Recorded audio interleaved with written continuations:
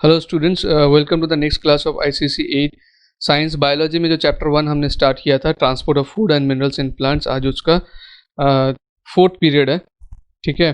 और आज के क्लासेस में हम क्या क्या कवर करने वाले हैं, आइए उसको देख लेते हैं पहले। तो आज के क्लास में जो टॉपिक कवर होने वाला है वो है importance of transpiration in plants. Previous class में हमने ट्रांसपिरेशन के बारे में पढ़ा था, जिसमें हमने देखा था कि जो प्लांट है अपने कई पार्ट से जो है क्या करते हैं, वाटर को बाहर फेंकते हैं। ठीक है। तो the transpiration is actually loss of water, वो लीफ से सबसे ज़्यादा होता है। तो उसका क्या इंपॉर्टेंस है प्लांट में, उसके बारे में आज हम लोग समझेंगे। क्यों ट्रांसपिरेशन ज़रूरत है, उसमें क्या मदद मिलता है। ठीक है। Then importance of minerals in plants. ठीक है।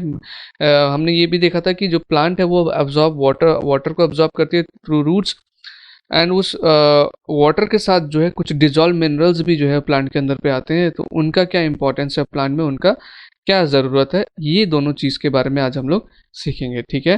तो लेट्स स्टार्ट। तो इंपॉर्टेंस ऑफ ट्रांसपिरेशन देखिए, यहाँ पे तीन चीज़ आपको दिख रहा है। एक cooling effect, intake of minerals, elimination of excess water. Now what is cooling effect? During summer, गर्मियों के टाइम में जो है, जब हॉट समर होता है उस टाइम पे क्या गर्म बहुत होता है।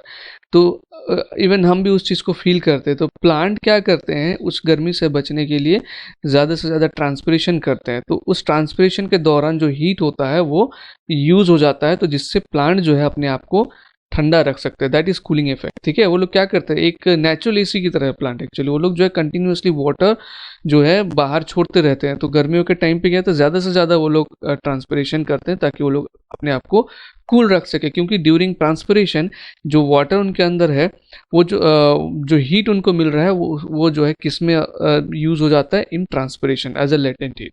ठीक है। तो इससे क्या होता है, वो ताज़ा बने, मतलब इतना तेज गर्मी में भी वो लोग जो है अच्छे से मतलब खड़े रह सकते हैं। ठीक है, अगर वाटर उनको प्रॉपर मिले तो थ्रू ट्रांसपिरेशन ये पॉसिबल होता है। तो as a result of transpiration in hot summers plant cool themselves as considerable amount of heat is lost, है ना। क्योंकि यहाँ पर जब ट्रांसपिरेशन हो रहा है और ट्रांसपिरेशन में क्या हो रहा है, हीट यूज़ हो जा रहा है। तो वो जो हीट है वो ट्रांसपिरेशन में यूज़ हो जाने की वजह से प्लांट को उतना इफेक्ट नहीं कर पा रहा है, इसलिए वो लोग कूल रहते हैं। ठीक है। सो कूलिंग इफेक्ट इज वन। दूसरा है इनटेक ऑफ मिनरल्स। हमको पता है कि जितना ज़्यादा ट्रांसपिरेशन होगा, transpiration means loss of water. ये जो लीव्स आप देख रहे हैं, इनसे वाटर जो है बाहर की तरफ मूव करेगा। तो जैसे वाटर बाहर की तरफ मूव करेगा, there will be a transpirational pool. हमने लास्ट क्लास में पढ़ा था, जिसके चलते क्या होगा, वो फिर से वाटर नीचे से खींचा जाएगा। तो फिर से वाटर नीचे से आएगा, मतलब और मिनरल्स मिलेगा। तो इसका मतलब ये ट्रांसपिरेशन हमको किस में हेल्प करते हैं, प्लांट्स को किस में हेल्प करते हैं, इनटेक ऑफ मिनरल्स में। वाटर जैसे ही हवा में ट्रांसमिट हो गया, ट्रांसफर हो गया, उस समय में और वाटर खींच मतलब ये लोग अब्जॉर्ब करते हैं। एंड एट दैट टाइम जब और वाटर अब्जॉर्ब करते हैं, तब साथ साथ मिनरल्स भी अब्जॉर्ब होता है। क्योंकि वाटर में क्या आता है हमको पता है, डिजॉल्व मिनरल्स भी आता है। सो इसका मतलब ट्रांसपिरेशन ऑल्सो हेल्प्स इन क्या, इनटेक ऑफ मिनरल्स। आपको याद रखना है, one is cooling effect, intake of minerals. उसके बाद elimination of excess water. And third चीज जो है, ये यहाँ पर एक्सेस वाटर, प्लांट के पास जो भी एक्सेस वाटर आता है वो लोग क्या करते हैं, एटमॉस्फेयर में छोड़ देते हैं।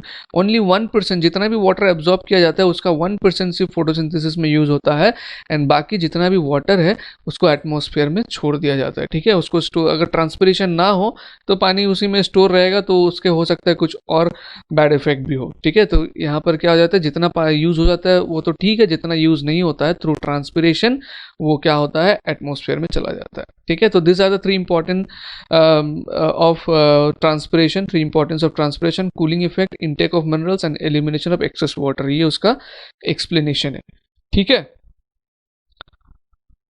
नाउ अब हम जानेंगे प्लांट न्यूट्रिएंट्स के बारे में। ठीक है। प्लांट का जो हमने सेकेंड टॉपिक बताया था, इंपॉर्टेंस ऑफ मिनरल्स। तो मिनरल्स एक्चुअली क्या है, वो न्यूट्रिएंट्स है प्लांट्स के लिए। ठीक है। तो इसके बारे में हम लोग जानेंगे। जैसे हमको ह्यूमन बींग्स को जिंदा रहने के लिए, उनके एक्टिविटीज़ करने के लिए उनको एनर्जी की ज़रूरत होती है, वो एनर्जी उनको न्यूट्रिएंट से मिलता है। वैसे प्लांट को भी न्यूट्रिएंट्स की ज़रूरत होती है। एंड किस किस तरह के न्यूट्रिएंट्स प्लांट को ज़रूरत होती है। ठीक है। पहले तो व्हाट इज प्लांट न्यूट्रिएंट्स, इसको समझिए।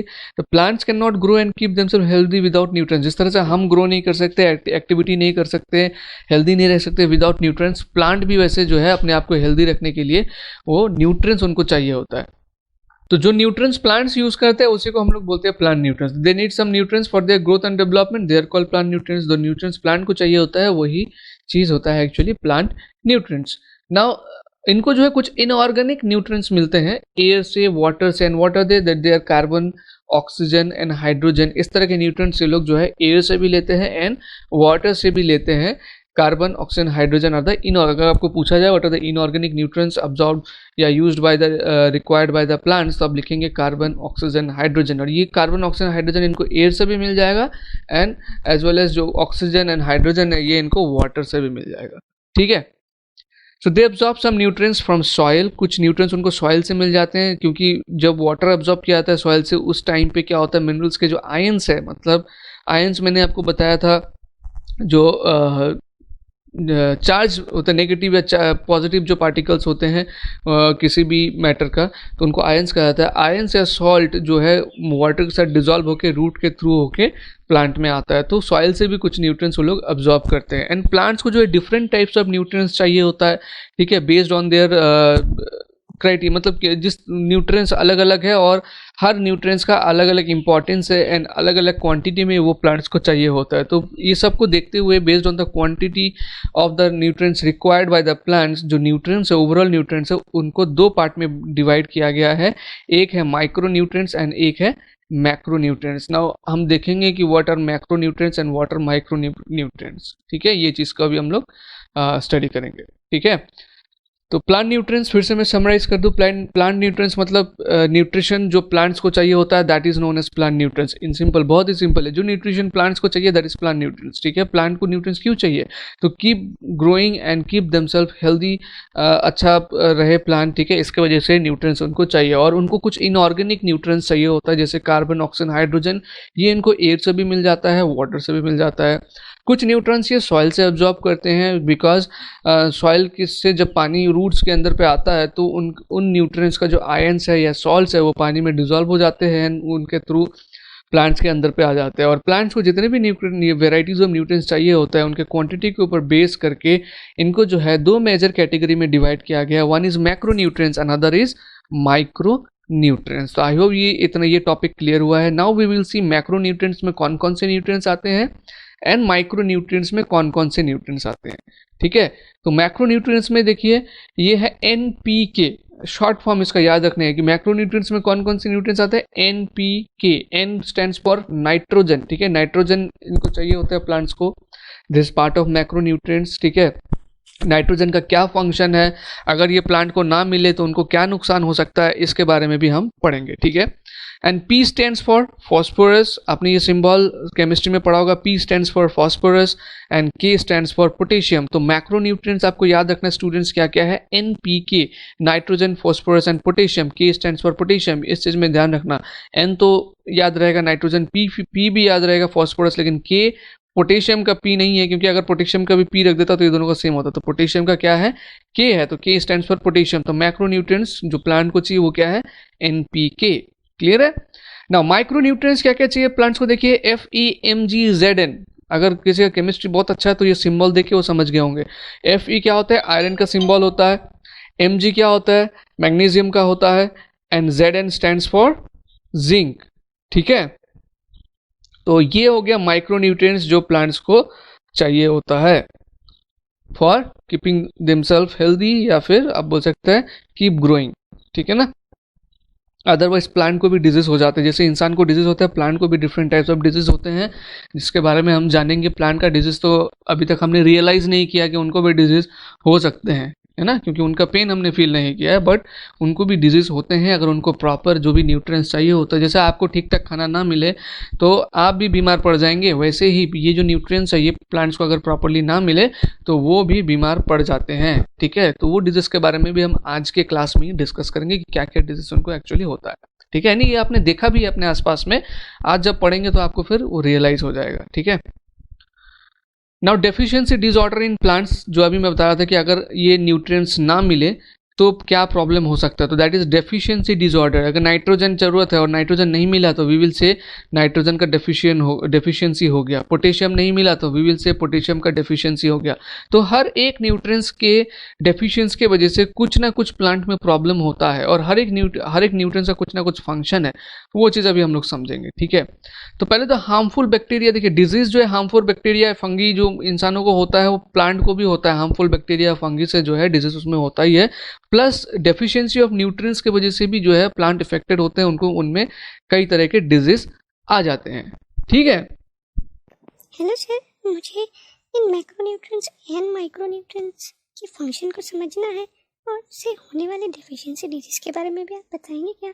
यस, मैं ज़रूर बताऊंगा आपको कि क्या क्या फंक्शन है हर एक मैक्रोन्यूट्रिएंट्स का, हर एक माइक्रोन्यूट्रिएंट्स है, एंड उनसे अगर वो ना हो तो क्या क्या डेफिशिएंसी डिजीज जो है प्लांट्स में होगा, तो ये ज़रूर मैं आपको बताऊंगा अभी। तो पहले हम देखते हैं मैक्रोन्यूट्रिएंट्स में जो भी न्यूट्रिएंट्स हमने देखा उसमें नाइट्रोजन था, फास्फोरस था, पोटेशियम था, इवन एक और मैक्रोन्यूट्रिएंट्स होगा कैल्शियम। ठीक है, तो ये सब का फंक्शन क्या है प्लांट में, एंड उसके वजह से क्या क्या डिजीज प्लांट को हो सकता है, पहले हम इस चीज़ को देखेंगे। ठीक है, तो ये रहा हमारे पास लिस्ट। देखिए, नाइट्रोजन फंक्शन पूरा डिटेल में लिखा है, helps in constitution of proteins, chlorophyll, protoplasm of the plant cells. Plant cell का जो प्रोटीन्स, क्लोरोफिल एंड प्रोटोप्लाज्मा, इनके कॉन्स्टिट्यूशन मतलब कॉम्पोजिशन में हेल्प करता है नाइट्रोजन। अगर ये ना हो मतलब नाइट्रोजन एडुकेट प्लांट को ना मिले तो क्या हम देखेंगे कि उनको एक बीमारी हो जाएगा, येलोइंग ऑफ लीव्स। वैसे बहुत सारे ट्रीज का जो डेकोरेशन ट्रीज होता है उनका leave by nature he yellow होता है।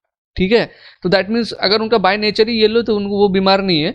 लेकिन अगर कोई ग्रीन लीव्स है और आप देख रहे हैं उसमें से कुछ लीव्स जो है येलो हो जा रहे हैं, दैट मीन्स आपको समझ जाना होगा कि they are facing deficiency of nitrogen, उनमें डेफिशिएंसी ऑफ नाइट्रोजन है। अगर हम उनको क्योर नाइट्रोजन प्रोवाइड करा सकते हैं तो हो सकता है वो क्योर हो जाए। ठीक है, देन फॉस्फोरस हो गया दूसरा न्यूट्रिएंट। इसका क्या फंक्शन है, helps in growth of roots.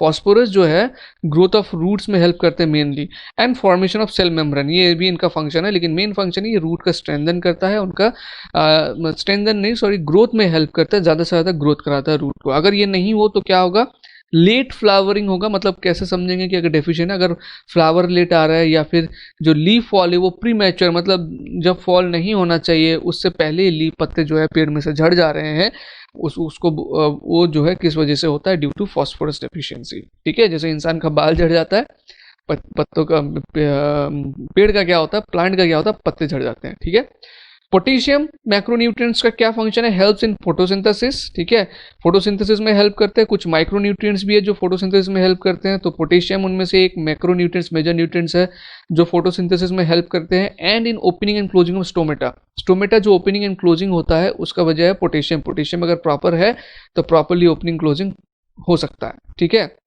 अगर पोटेशियम ना हो तो इससे बहुत बड़ा प्रॉब्लम हो जाएगा। देखिए, stop of the formation of starch. ठीक है, stem become slender and leaves विदर away.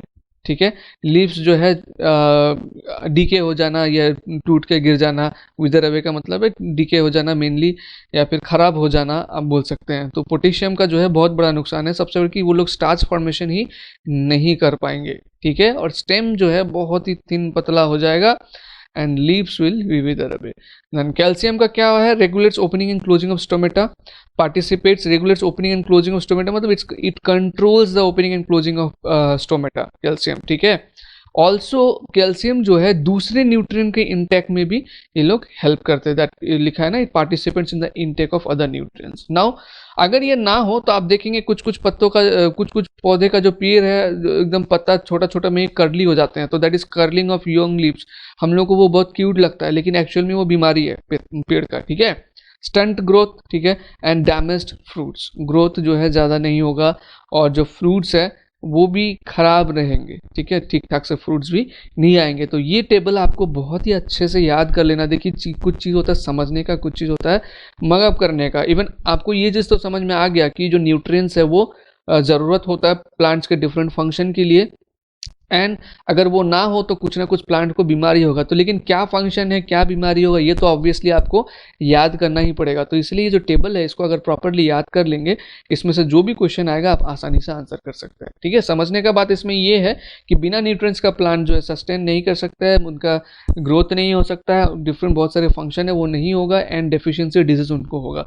लेकिन क्या क्या डेफिशिएंसी डिजीज होगा और क्या क्या फंक्शन है ये तो हमको याद रखना पड़ेगा, याद करना पड़ेगा। ठीक है स्टूडेंट्स, तो ये हमने मैक्रोन्यूट्रिएंट्स का देखा। इस तरह से माइक्रोन्यूट्रिएंट्स का भी कुछ डेफिशिएंसी डिजीज होगा, तो माइक्रोन्यूट्रिएंट्स का क्या है उसका भी एक टेबल फॉर्म में देख लेंगे। देखिए अब 3 माइक्रोन्यूट्रिएंट्स मैंने बताया था आपको, आयरन, मैग्नीशियम एंड जिंक।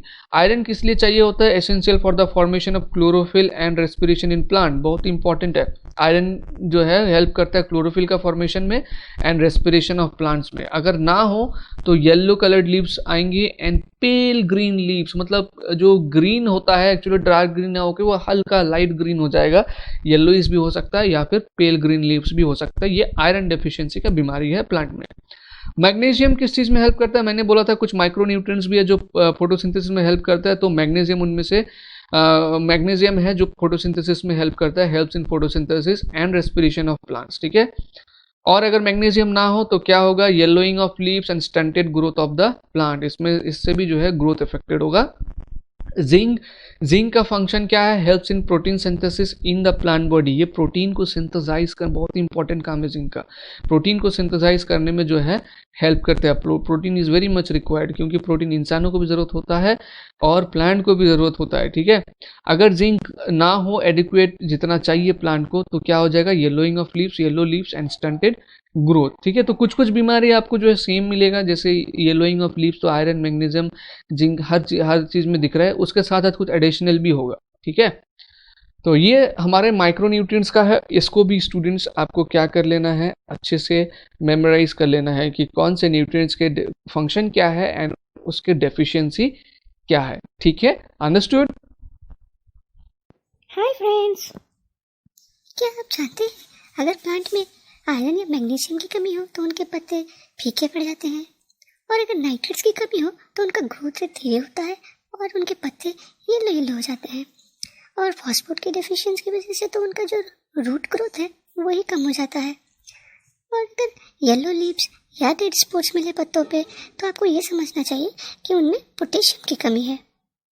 तो आज की क्लास में स्टूडेंट्स इतना ही था, एंड न्यूट्रिएंट्स के बारे में समझना बहुत ज़रूरी था, इसलिए मैंने आज की क्लास में न्यूट्रिएंट्स में ज़्यादा स्ट्रेस दिया है।